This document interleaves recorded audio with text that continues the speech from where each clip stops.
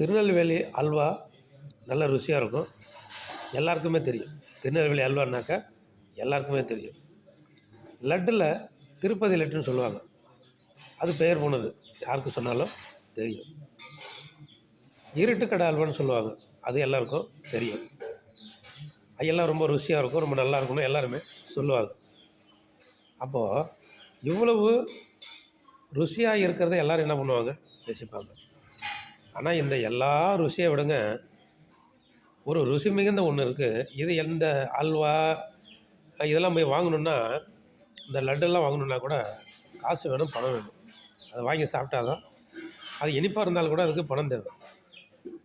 காசே இல்லாத, பணமே இல்லாத, ஒரு செலவும் இல்லாமல் காலையிலேருந்து சாயந்தரம் வரையில் காலம் முழுக்க இனிக்கிற ஒரு அருமையான ஒரு அல்வா, ஒரு லட்டு, ஒரு ஜாங்கிரி, ஒரு ஜிலேபி, ஒரு பால்கோவா, ஒரு ஸ்வீட், ஒரு இனிப்பு எதுனா, கர்த்தர் நல்லவர் என்பதை ருசித்து பாருங்கள், அவர் மீது நம்பிக்கையாக இருக்கிற மனுஷன் பாக்கியவான். மிக மிக ருசியுள்ள வார்த்தை தான் ஆண்டவர் இயேசப்பாவுடைய வசனம். நம்ம இந்த அல்வாவை ருசிக்கிறோம், லட்டை ருசிக்கிறோம், எல்லா இனிப்பு பொருளையும் நம்ம ருசிக்கிறோம்.